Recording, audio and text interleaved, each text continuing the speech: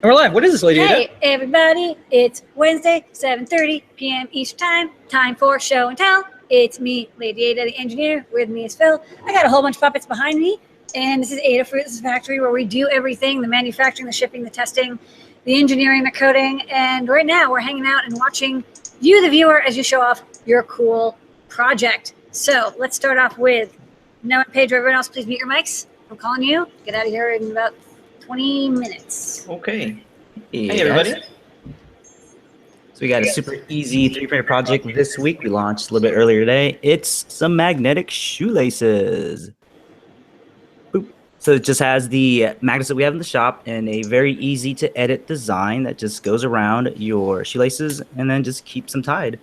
So they're pretty strong, so you can bend them, walk around with them, do some workouts, and they won't come off unless you really put one foot on the back and then just sort of lean forward and pull them off like that. So you did about 3 weeks of testing with these and they held up pretty good.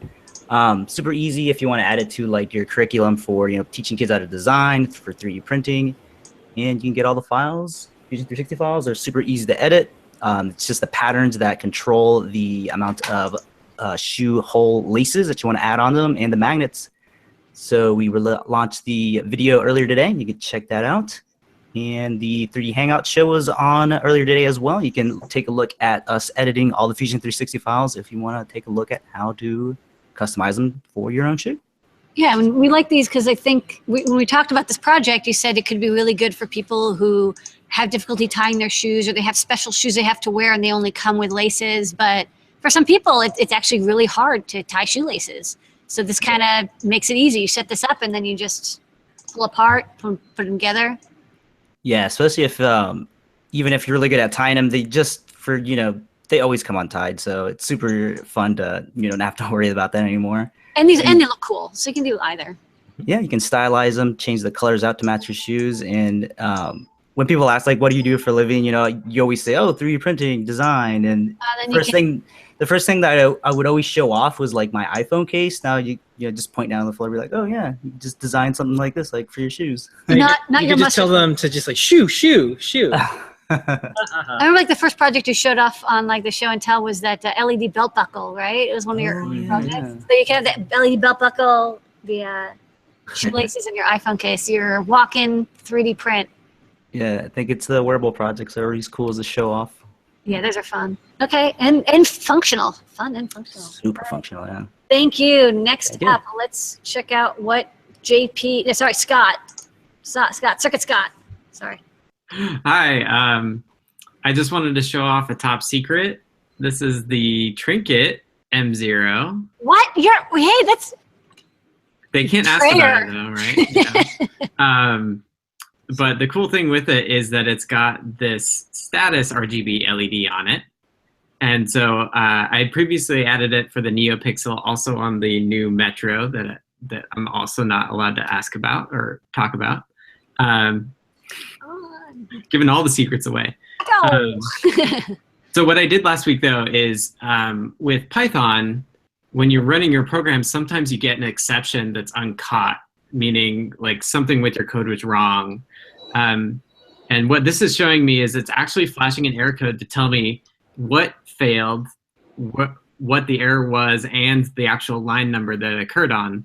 So you can see that it does 1 yellow and 3 blue, and that's each digit of the line number. So it's 10 plus 3, so it's actually on line 13, which I just added garbage into my file. Now if I hit save and save it, the red flashes for when it saves, and now the D13 LED is flashing, which is what the test code is actually supposed to do, and the status light is green, meaning you're all good to go.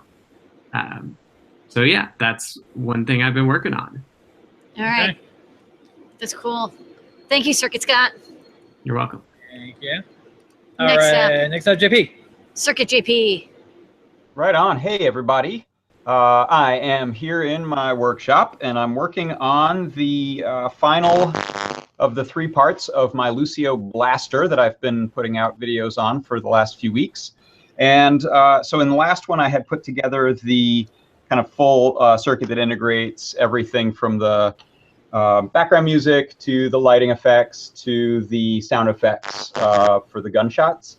And that was on this big ginormous breadboard. And so what I'm working on right now is actually the condensed version, which is this. So I've got 2 of the Perma Protos, and I'm laying everything out onto there, and then I'll be using JST connectors to connect off to the lights and the triggers and things like that on the gun. And one of the reasons I'm able to get it down so much smaller is I have a beta of the MP3 shield for the Feather.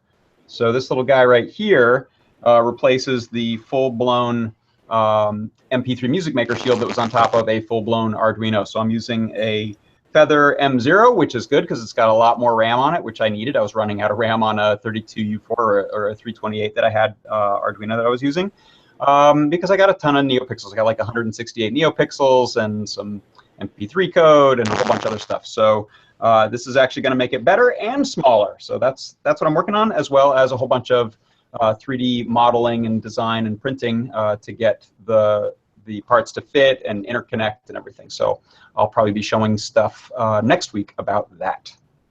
Right on. Sweet. Okay, next up, Sean. Hey, Sean, it looks like you have a giant robot head. I do indeed. Yeah, so I was on a few months ago with some code that I wrote in HTML5 and JavaScript for coloring these discs, the dot star discs. So I just wanted to update you. We finally got the robot together, and it went for a art here in Halifax, Nova Scotia. That robot was built by a guy named Ryan Zwicker, and he just asked me to help him with the electronics. I don't know. I've got some fly screen over the eyes to try and dim it slightly, so I'm hoping that's coming through okay. Yeah, looks great. And there's one of the control panels for the art project. It's called Pavlov Lives. It was a 10-foot tall robot sitting on a speaker wall. So we had this one control panel over here, 3 other control panels with capacitance touch sensors to control different types of music. Itself had it was articulated with some motors and stuff, so this control panel over here would also control that.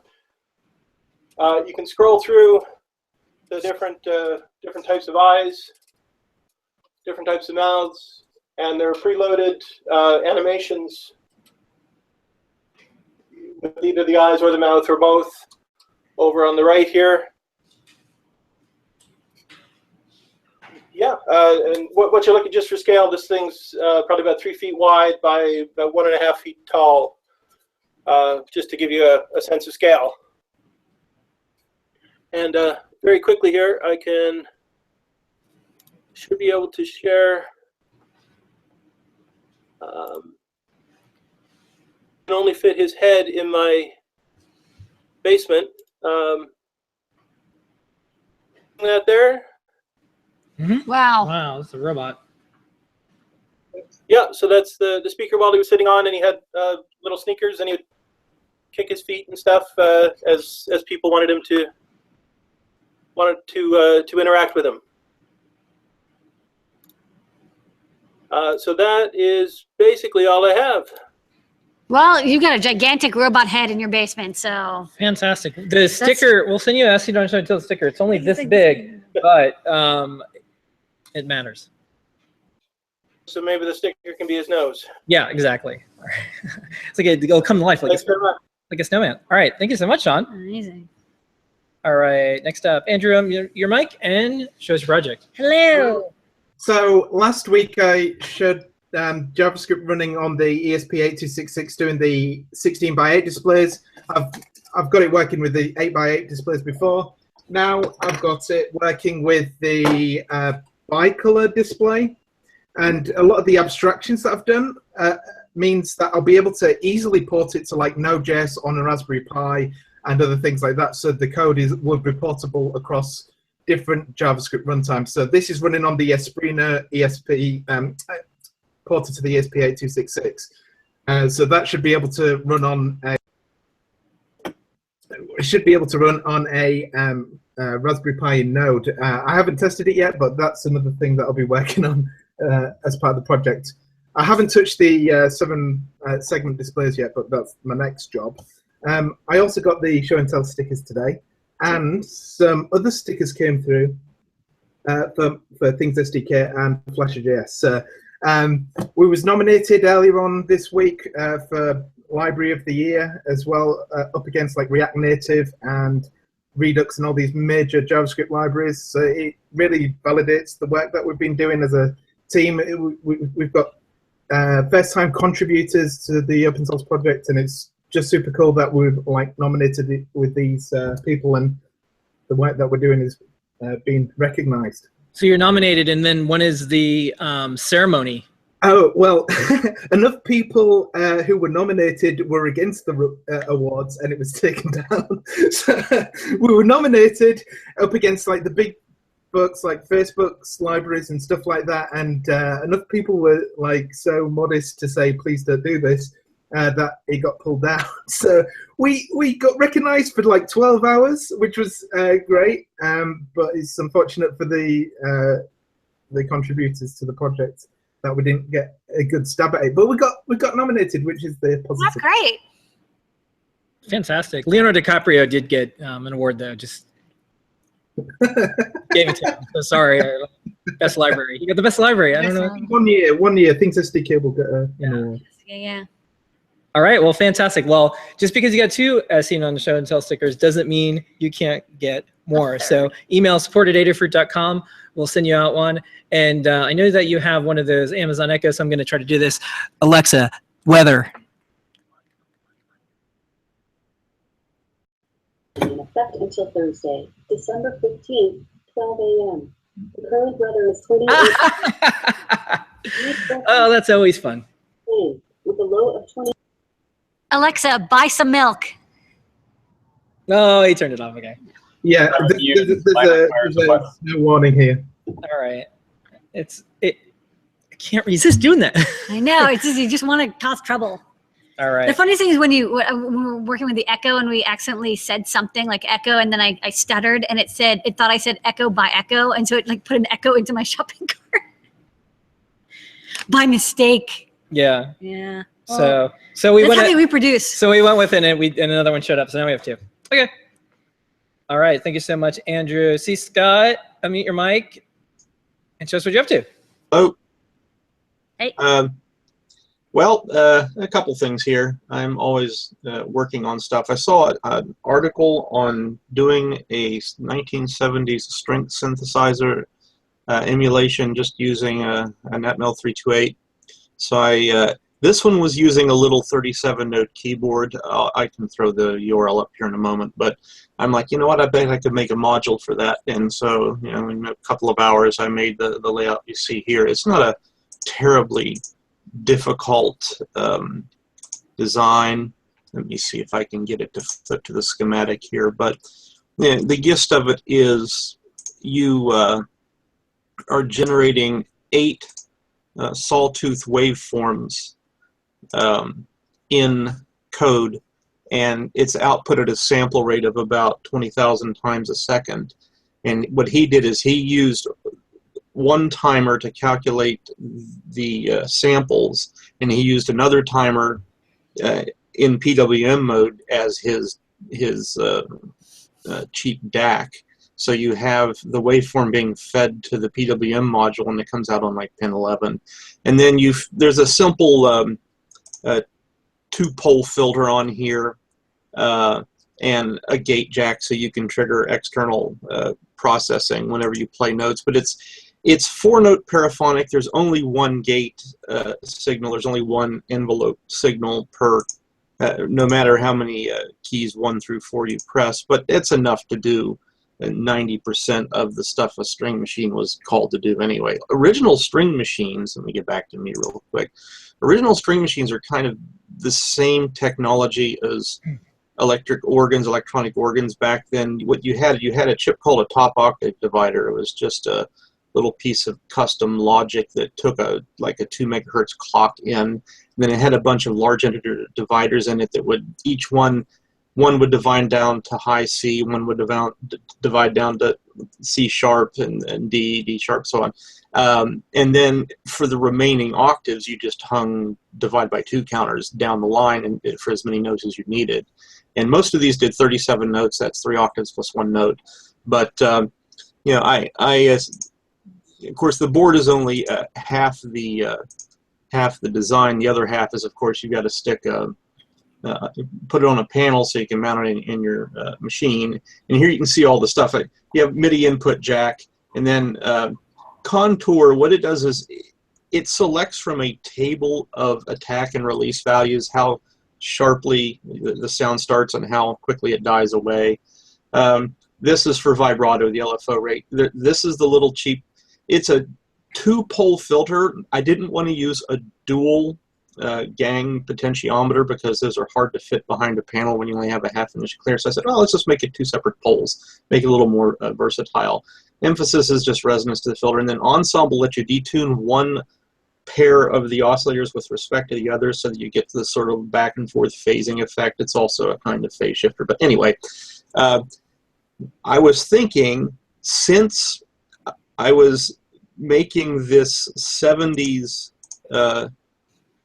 string module, well, it would stand to reason, and sorry for all the mouse clicks here, it's not a very quick method, that I should connect it to a 1970s phase shifter. So, you know, I mashed this little board out in a couple of hours, and this is my take on what is now a piece of classic gear called the Small Stone Phase Shifter. Go buy a Jean-Michel Jarre album from the 70s, and you'll hear it all over the place. But along with the circuit board, and I'll show you the circuit in just a moment here. I want to flip to the panel. All of that is going to fit behind full screen front panel design. Here we go. This is a 4 HP. It's 0.8 inches wide.